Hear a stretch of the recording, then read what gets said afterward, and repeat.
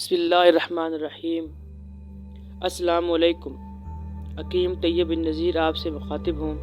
میرے YouTube channel پر اور میری ویب سائٹ پر آپ کو ہیلتھ یعنی صحت سے متعلق ہربل ادویات سے خود اپنا علاج کرنا اور مرض کی شدت میں مجھ سے رابطہ کرنا شامل ہے۔ بسم اللہ الرحمن الرحیم۔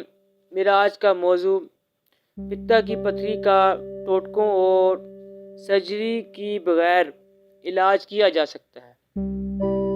یہ کیسے ہو سکتا ہے؟ اس کا جواب میری اس ویڈیو میں آپ کو مل جائے گا۔ پتا کی سرجری کروانا عام ہو چکا ہے۔ پتا کی انسانی جسم میں ضرورت نہیں رہی، شاید اسی لیے، یا دوسرا رخ یہ ہے کہ یہ پتا اتنا غیر اہم ہے کہ اس کا علاج اب ٹوٹکوں سے کیا جاتا ہے۔ پہلے تو یہ جاننا ضروری ہے کہ پتا آخر ہے کیا۔ پتا یعنی گال بلیڈر ایک تھیلی نما عضو ہے جس کی شکل ناشپاتی کی سی ہوتی ہے۔ یہ انسانی جسم میں رائٹ سائڈ پر جگر کے بالکل نیچے واقع ہے۔ اس کے اندر ایک سبز رنگ کا سیال مادہ پایا جاتا ہے جسے انگلش میں میڈیکل زبان میں بائل اور حکمت کی زبان میں سفرا کہتے ہیں۔ اس کا ذائقہ تلخ ہوتا ہے۔ اسی لیے جب پتا خراب ہو یا پتے میں پتھری کا عمل چل رہا ہو یا ہاضمہ خراب ہو یا پتا کا فنکشن تیز ورک کر رہا ہو یا اس میں گرمی کی شکایت ہو تو منہ کا ذائقہ بھی کڑوا اور خراب ہونے لگتا ہے۔ اس سے یہی سمجھنا چاہیے کہ پتے میں کوئی مسائل چل رہے ہیں۔ پتا کے سیال مادے کی پیدائش کا تعلق انسانی خوراک پر ڈیپینڈ کرتا ہے۔ اگر خوراک زود ہضم اور ریشہ دار ہوگی، فائبر سے بھرپور ہوگی تو اس کی سیال مادے کی مقدار بھی زیادہ اور بہتر بنے گی، جو کہ انسانی سسٹم میں، انسانی فنکشن میں اس کا ورک بھی اچھا ہوگا۔ لیکن اگر انسانی خوراک میں روگنیات اور چکنائیاں اور انسانی جسم سست روی کا شکار ہو اور اس کو سونا کی عادت زیادہ، آرام طلب زیادہ ہو تو اس کی کئی وجوہات اس کے علاوہ بھی ہو سکتی ہیں، جس کی وجہ سے بائل بننا کم ہو جائے تو بائل کی شکل اور حیت میں تبدیلی واقع ہونے کی وجہ سے یہ گاڑھا ہو جاتا ہے، یعنی وہ سیال سبز رنگ کا مادہ گاڑھا ہونے لگتا ہے، اس میں چھوٹے چھوٹے ذرے بن جاتے ہیں۔ وہ سیال مادہ بائل چونکہ جگر کے راستے سے ہی گال بلیڈر میں آتا ہے۔ جگر در حقیقت ہمارے جسم کی ایک بہت بڑی کیمیکل انڈسٹری ہے جو جسم کے ضروریات کے مطابق مختلف کیمیکل تیار کرتی ہے۔ جگر ہی ایک یہ مادہ بائل بناتا ہے جو کہ جگر سے گال بلیڈر میں جا کر اپنا فنکشن کرتا ہے۔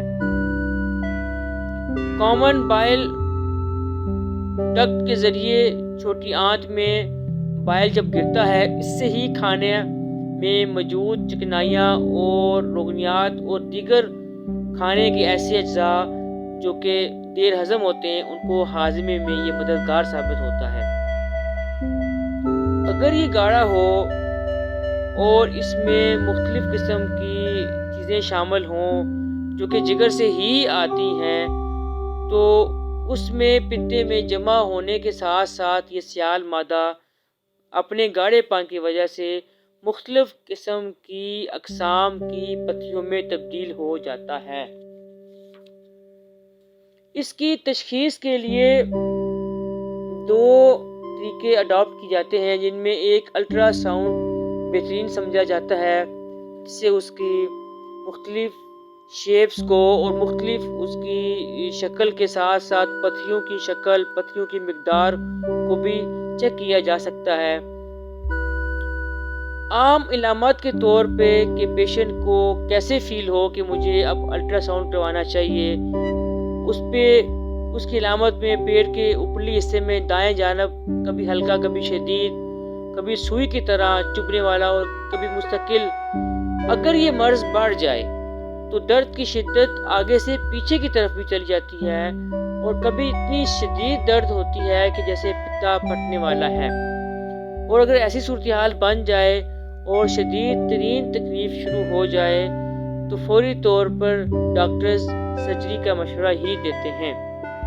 مریض کو کبھی ہلکا بخار اور الٹی بھی ہو سکتی ہے، لیکن اگر وہ ان غذاؤں سے جو اس کی روٹین میں ہے پرہیز نہ کرے تو یہ درد شدت میں دن بدن بڑھتا ہی چلا جا سکتا ہے۔ منہ کا ذائقہ کڑوا، تلخ، بھوک میں کمی، یہ تو عام روٹین میں دیکھی جا سکتی ہے، اور اس کے لیے علاج جو ہے وہ تو لازمی ہے کہ آپ کروائیں اور اچھا مخلص ایک معالج ہو، لیکن فوری طور پر پرہیز اور احتیاط بھی کرنی چاہیے کہ آپ ایسی چیزیں خوراک وغیرہ چھوڑ دیں۔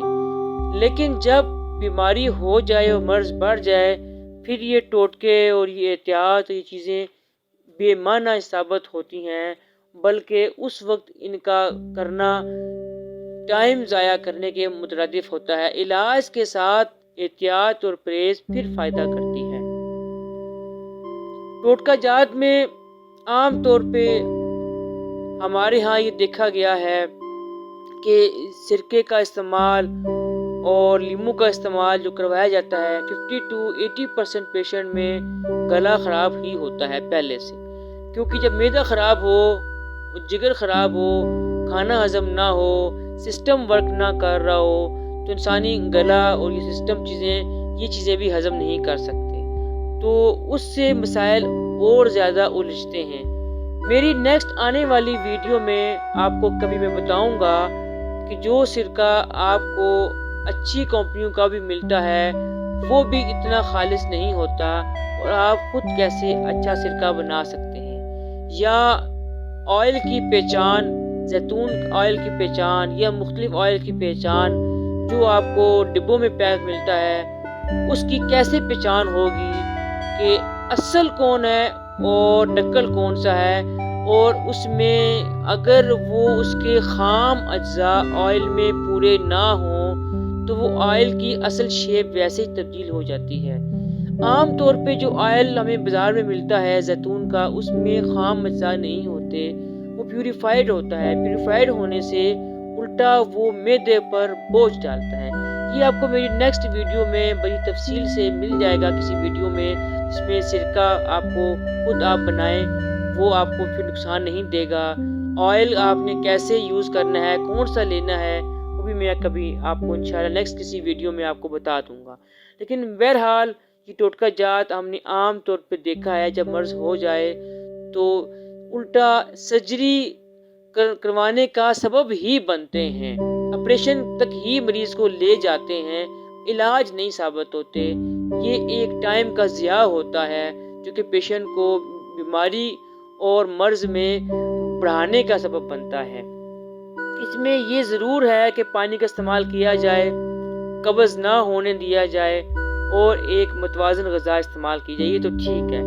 جدید طریقہ علاج میں اس کے 3 طریقوں سے علاج کیا جاتا ہے کہ اس کو سرجری کے ذریعے نکالا جائے، یا دوسرا طریقہ اس میں بھی جدید سرجری ہے، وہ چھوٹا سا سوراخ پیٹ کے اوپر والے حصے میں کر کے اس کو ریموو کر دیا جاتا ہے۔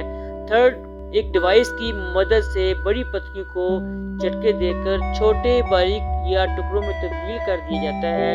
یہ 3 علاج بھی اس میں جدید ایلوپیتھک میں آزمائے جاتے ہیں، لیکن ہمارے ہاں اس کا طریقہ علاج انتہائی سادہ اور سمپل ہے۔ فرسٹ ٹائم میں ہی پیشنٹ کو جب ہم 40 ڈیز کی دوائی دیتے ہیں تو 40 دن کی دوائی میں اس کا خوراک کا، اس کی احتیاط کا، اس کا جو چارٹ ہے وہ ٹھیک ہونے کی وجہ سے پیشنٹ کی ریکوری بہت اچھی ہو جاتی ہے۔ پیشنٹ کی ریکوری کا ہمارے ہاں 90-95% گراف بہت اچھا ہے۔ پیشنٹ کو دوبارہ ضرورت نہیں پڑتی عام طور پر۔ کوئی پیشنٹ ایسا جس میں بہت زیادہ مسائل ہوں، جس کا فیٹی لیور بہت زیادہ ہو اور اس کے اندر مختلف ہارمونز ورک نہ کر رہے ہوں تو دین اس کو نیکسٹ دوبارہ 40 دن کی دوائی دینی پڑتی ہے۔ وہ 2% سے 5% پیشنٹ ہی ہوتے ہیں جن کو اگین ایک 40 دن کا دوبارہ کورس کرنا پڑتا ہے۔ بہرحال عام روٹین میں اگر پیشنٹ 40 دن کے کورس کے بعد اس قابل ہو جاتا ہے کہ لانگ ٹرم اپنی لائف کو انجوائے کرے، کتے کو دوبارہ اپنی وہ روٹین پر وہ لے آتے ہیں۔ انشاءاللہ ہماری نیکسٹ ویڈیو میں آپ کو ان چیزوں کا علاج جو کہ پیشنٹس کے حوالے سے مختلف پیچیدہ امراض ہیں اور جدید طریقہ کار سے پیشنٹ کا علاج نہیں ہو پا رہا، پیچیدگیاں بڑھ رہی ہیں، ہماری کوشش یہ ہے کہ ہم امراض میں مریض کے مرض کی شدت کو دور کرنے کے ساتھ ساتھ آسان اور دیرپا صحت کی ضمانت بھی ہم دیں، اور ہمارے جیسے جو معالج ہیں، جو مخلص معالج ہیں، وہ اللہ نے اور بھی ہیں اس دنیا میں جو یہ اس قسم کی صورتحال میں پیشنٹ کو اچھا مشورہ دیتے ہیں۔ ہماری کوشش یہ ہے کہ پیشنٹ کو سرجری سے اور ان ٹوٹکوں سے بچایا جائے۔ بہرحال اگر کوئی ایمرجنسی بن جائے اور پتے کی پتھیوں کی مقدار اور ان کی تکلیف کی وجہ سے فوری طور پہ اگر کسی کو سرجری بھی تجویز کرنی پڑے تو وہ 100 میں سے 1 سے 2% کیس ہی ایسے ہوتے ہیں انشاءاللہ۔